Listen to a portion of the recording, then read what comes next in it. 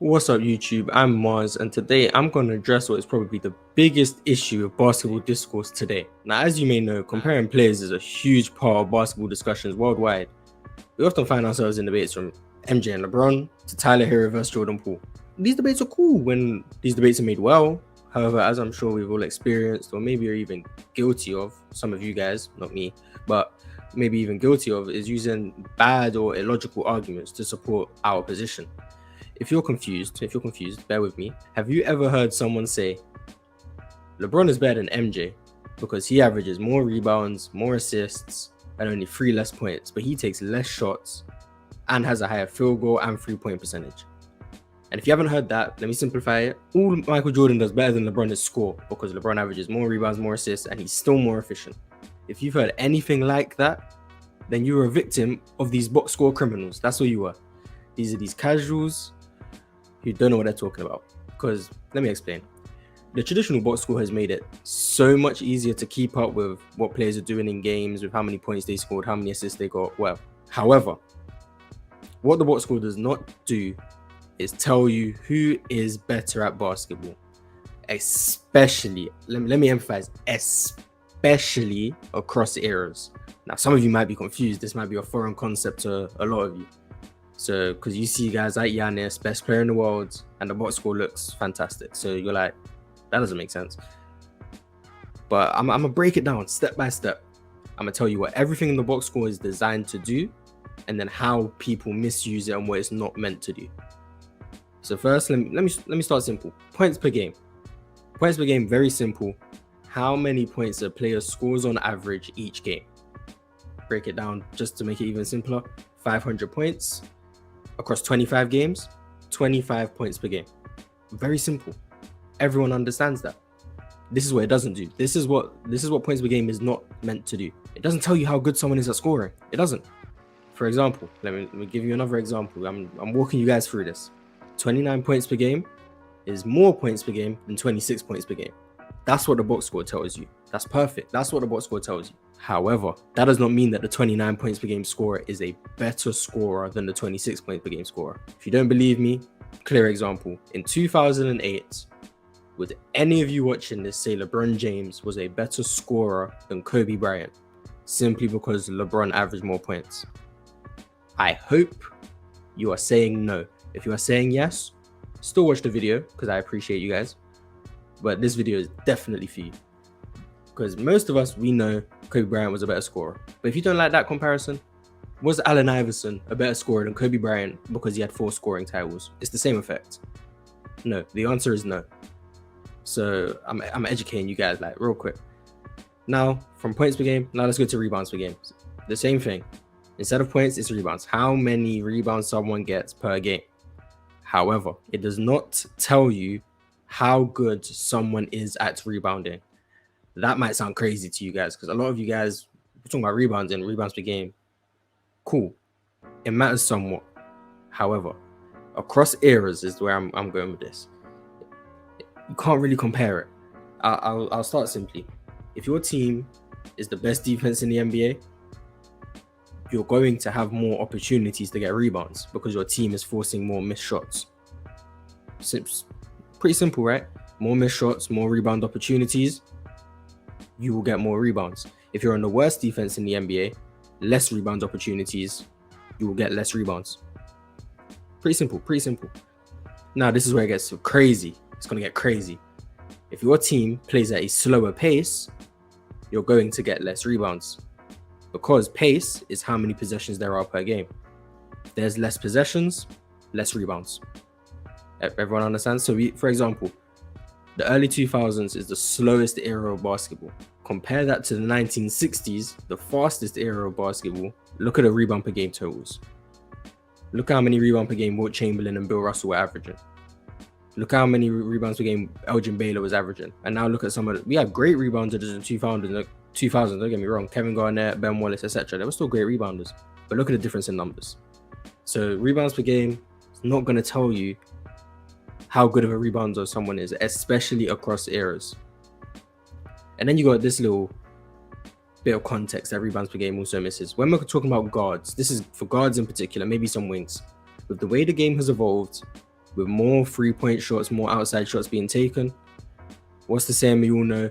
Long shots yield long rebounds. That means guards on the perimeter are getting more rebounds than ever because there's more 3-point shots being taken. Does that mean now we're in an era where the guards are just better at rebounding than in past generations? No, that's not what that means. It means there's more opportunities for them to get rebounds because the rebounds are falling further away from the rim. It's very simple. The box score won't tell you this. You have to watch the games and understand context to know these things. So I'm going through it real quick, and now hopefully you've been educated on points per game and rebounds per game. Now to assist. Assist is the worst one. I promise you, assist is the worst one. This is what an assist is, and this is how people use it in the box score. Passing the ball to your teammate who directly makes a field goal. That's an assist. What an assist does not do is tell you how good of a passer or playmaker someone is. It does not do that.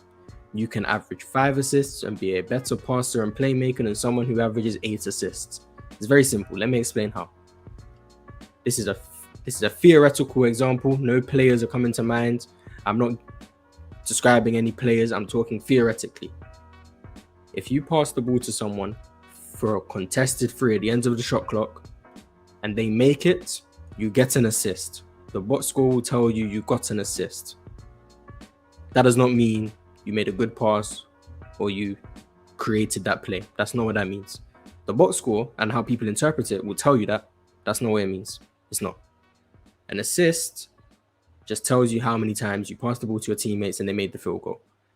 Passing is about the shot quality you are creating with that pass. For example, someone can stand at the top of the key and wait for someone to come off a pin down screen and then throw them the ball and they shoot. I know you guys all thought of an example of a player. I'm not going to say which player. It could have been a different player for everyone, but I know you guys all thought of an example of a player who does that. That's an assist. That does not mean you become a better passer for making that pass or you're a better playmaker. Because now if I compare that to someone who draws a double team and then finds an interior pass for a layup and his teammate misses, he did not get an assist. But which player made the better pass? Now, are we understanding how the box score can't give you all the information you think it does? Even if the guy makes the layup, that's still 1 assist versus 1 assist. It still doesn't tell you what you want to know. This is the issue with the box score. It doesn't give you any context and people don't know how to use it. From assist to turnovers now, I'm going to go to turnovers. Turnovers, quite simply, giving possession to the other team without your team getting up a shot attempt. What a turnover does not mean is that you were a poor playmaker or a worse passer. It does not mean that. For example, Giannis. We all know Giannis. He gets quite a few turnovers. A lot of them are offensive fouls or charges. Does that take away from his ability to pass the ball? Of course not. It would be ridiculous to say that Giannis is a worse passer because he gets charges. But the box score does not tell you that. The box score just says turnover. When Jordan Poole gets a turnover because he carries or he travels, does that make him a worse passer? No, of course not. It means his ball handling needs some work, but the box score just views every turnover the same. This is why you can't use, and this is going to get me to my next point, assist to turnover ratio. I know it's not explicitly in the box score, but you get it from the box score. Assist per game divided by turnovers per game. Higher assist to turnover ratio is better. So 12 assists to 2 turnovers is automatically deemed better than 10 assists to 4 turnovers. Get it? However, this doesn't tell you about how you are getting the turnovers or how you are getting the assists. If you take no risks as a passer, you might get more assists and get less turnovers, but overall you might be creating less quality shots. For example, let's go back to the standing at the top of the key example. If you stand at the top of the key all game and wait for someone to come off a screen and you pass it to them and they shoot, you're very rarely going to get turnovers for that. You also are probably going to get assists because they're going to make those shots. However, you haven't created anything the whole game. You haven't. Whether you like it or not, whether the assists tell you that, they haven't created anything all game. Whereas if you're someone who's collapsing the defense, drawing 2-3 defenders towards you, and then trying to make passes for wide open shooters or passes for layups, you might get more turnovers by virtue of you drawing more defensive attention. But the shots that you are creating are inherently more valuable than the shots the guy at the top of the key is creating, For example, creating a layup is obviously going to be more valuable than creating a above the break three, simply due to the fact that a layup is more likely to go in and it's worth more points, blah, blah, blah. So you might have more turnovers, but the shots you are creating are more valuable. This is why assist to turnover ratio is flawed. Now, are turnovers bad? Yes. But is every turnover created equally? No. But in the box score, in the eyes of the box score, it doesn't care about what turnover happened. It doesn't care how it happened or what it prevented from happening. As far as it's concerned, a turnover is a turnover. And that's the lack of context we're talking about when it comes to the box score. Now onto the defensive side of the box score. The box score is egregious for defense, by the way. So steals. Let's go to steals first. Taking the ball from an opponent either directly as a ball handler or intercepting a pass. That's a steal. This does not mean you are a better perimeter defender than someone else. It does not mean that. Steals often come from playing passing lanes. A lot of steals don't come on ball. They come from playing passing lanes. That's a form of defense. It gets you out in transition. It usually yields a layup on the fast break. Usually. That's a good form of defense. However, that's it. It's one part of defense. It doesn't make you a good overall defender. It means in that aspect, you are probably good. It doesn't mean you are guaranteed to be good because you average more steals. Because, let me explain why. The steals stat in the box score does not tell you how many times they missed these steal attempts.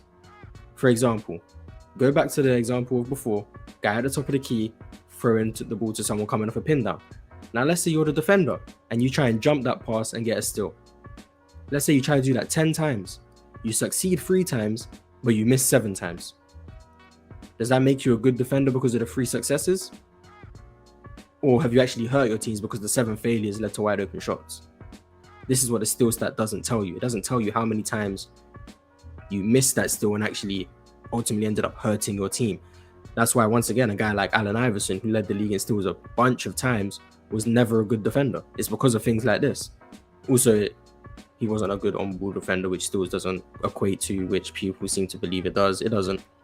But steals just tells you about usually one part of defense. There is on-ball steals, of course. They're a lot less common, but that's usually a good part of defense. It doesn't tell you about reach and fouls and stuff. But steals, once again, no context. I think you guys are seeing a theme here. No context. Now over to blocks. A block is deflecting an opponent's field goal attempt, ultimately leading to a missed shot. What blocks do not mean is that you are inherently a better rim protector or paint protector than someone who gets less blocks. This is because not all blocks are at the rim. Some come on the perimeter, some come in the mid-range, most of them come at the rim, but not all of them. So that's already taken out a small subsection of blocks. This also doesn't account when we talk about blocks per game. Once again, across eras, you're seeing this theme as well, across eras. When the rules change in 0203 at getting rid of, adding the defensive 3-second rule, where you can't just camp in the lane. You actually can only be in there for 3 seconds at a time unless you're directly guarding someone. That lowered the block rates league-wide. There's been less blocks ever since then, because there's less bigs camping around in the lane. Think of Mark Eaton, for example. He just got to camp in the lane. Bigs can't do that anymore. So there's ultimately going to be less blocks when you compare players today or players 20, 30 years ago. Does that mean they're inherently worse shot blockers? No. It means that the era is not allowing them to be as dominant as shot blockers. But let's just compare within eras. More blocks does not mean you are ultimately protecting the rim or protecting the paint better. Because yes, you are forcing missed shots on the shots you block, but this doesn't tell you about the shots you try and block when you have no shot of getting it. You end up jumping yourself out the play and ultimately giving up a layup or giving up a putback because you decided to try chase a block that you could never get. If you want an example, think of Hassan Whiteside, maybe 2016, 2017. Hassan Whiteside got a bunch of blocks. Everyone thought he was going crazy. He was the next best big. He got paid a bunch of money by Miami. He was guilty of this a lot. He would chase blocks, so his block numbers would be high. His overall defensive impact would be a lot lower than a guy like Rudy Gobert, who also got a lot of blocks. But he didn't chase blocks to the way Hassan Whiteside would, and ultimately wasn't a detriment to his defense, which is why you can't look at blocks solely as a measure of rim protection. You have to watch these guys play. It's a give and take. How much are you giving up, and then how much are you taking away? If you're giving up more than you're taking away, you're not providing much value. That's something Hassan Whiteside you could argue is doing, especially in comparison to Rudy Gobert. Now, this is my favorite part. I've been extremely passionate about this for a very long time. Field goal percentage. Very simply, made shots divided by missed shots. That's it. How many shots you made, how many shots you missed, divide them, you have your field goal percentage. What it does not mean, let me repeat, what it does not mean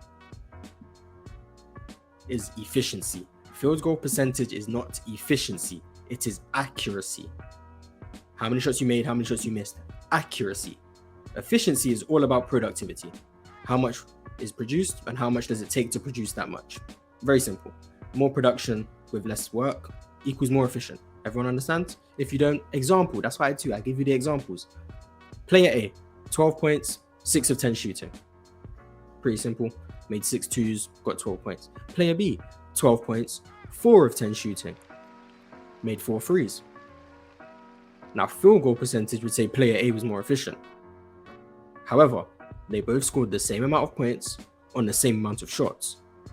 They were both equally efficient because, once again, productivity, so how much is produced and how much does it take to produce that.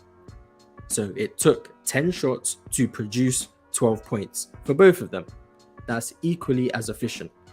What field goal percentage does not do is contextualize, see that word coming up again, does not contextualize the value of each shot.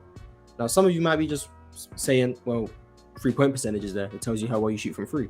And that's true. 3-pointers and free throws are probably the most contextualized stats on the box score. And even then, free throws aren't, not free throws. Free throws, like, you can't argue with free throws. How many free throws you make, how many free throws you miss, free throw percentage. Everyone shoots the same from a free throw line. There's no outside influences, other than late game situations where teams have to intentionally miss. But that's such a small subsection of free throws, it doesn't really alter a player's free throw percentage. So for the most part, it's extremely accurate and consistent. However, I will say with 3-point percentage, it's not fully contextualized.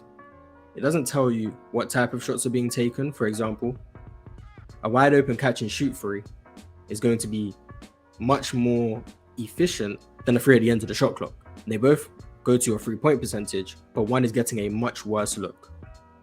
Now you can't adjust for everything. So you have to take that as it comes.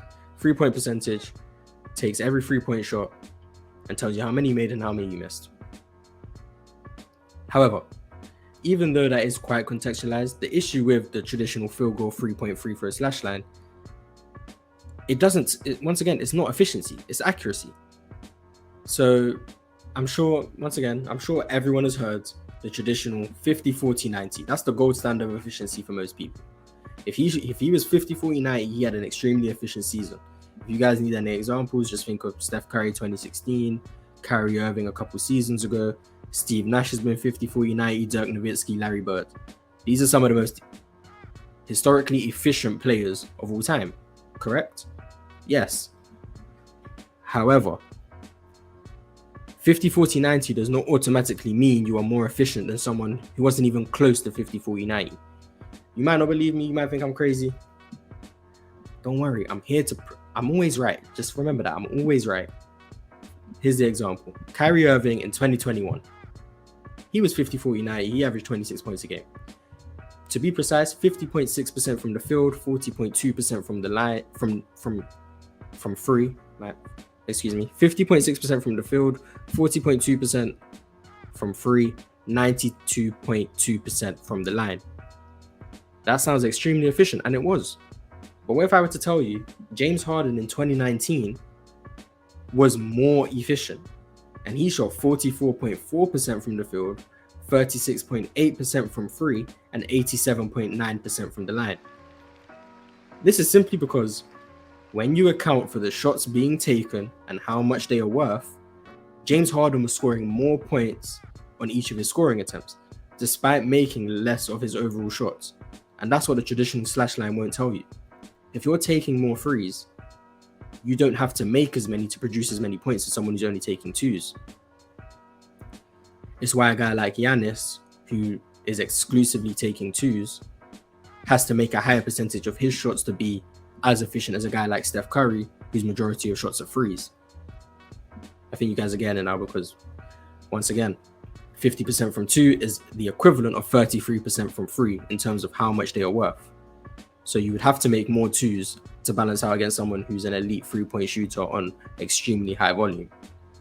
Now, I'm not telling you guys just to use true shooting, because true shooting isn't perfect either. You cannot, I'm saying this for everyone, you cannot use raw true shooting numbers to say someone is more efficient, because that also ignores all context, especially when you're comparing across eras. Era efficiency is the key when we're comparing these guys. If you played in the early 2000s, your raw efficiency number will always be lower than a player today, which is why you probably have heard Kobe was inefficient because he never shot over 47%, blah, blah, blah. Not only is this field goal percentage, which we've already judged, which is not efficiency, it also just ignores the context of the era. Relative true shooting will tell you a player's true shooting in comparison to the average of the league that season. For example, see, I'm coming with the examples for you guys. You guys are all going to understand. I'm walking you guys through this. For example, player A, true shooting 55%. The league average that year was 52%. Player B, true shooting of 60%, and the league average was 58%. The raw true shooting number would tell you that player B was 5% more efficient. But when you actually adjust for the era, you will see that player A had a true shooting of 55% and the league average was 52%. And player B had a true shooting of 60% and the league average was 58%. Raw true shooting would tell you player B was 5% more efficient than player A. But when you adjust for era and understand the context of the era, you will see player A was actually more efficient relative to the league at the time. He was 3% more efficient than the league, or better known as +3, whereas player B was 2% more efficient than the league, or better known as +2. So that will actually prove that player A was more efficient than player B, which is why when you are comparing across eras, it should always be done relative to the era in which they played. This is so that any numbers you use are in their proper context. Context is key. And I finally, just to nail down this point and make sure everyone fully understands, I'm going to give you guys some box scores. I'm going to ask you which player looks better just simply by the box score. Player A, 14.7 points per game, 7.3 rebounds per game, 9.9 assists per game, 2.1 steals, 0.2 blocks, 3.5 turnovers, with a field goal percentage of 39.1, a 3-point percentage of 32.1 on 4.4 attempts per game, a free throw percentage of 81.4 on 3 attempts per game. And here is player B, 20.8 points per game, 3.7 rebounds per game, 10.4 assists per game, with 1.6 steals and 0.4 blocks, 2.5 turnovers, with a field goal percentage of 48.8%, a 3-point percentage of 40.3% on 7.3 attempts per game, and an 87.5% free throw percentage on 3.6 attempts. Now, player B would appear to be the clearly better player, correct? Across the board, based on simple box score comparisons. But when I tell you that player A is Jason Kidd in his first year in New Jersey, and player B is Tyrese Halliburton this season, then maybe you'd see the flaws with the blind box score comparisons. I know you might be saying, well, that's across eras. That's different. Okay, so I'm going to give you one within the same era, just so I can make everyone happy. That's what I do. If you don't like that comparison, here's another one.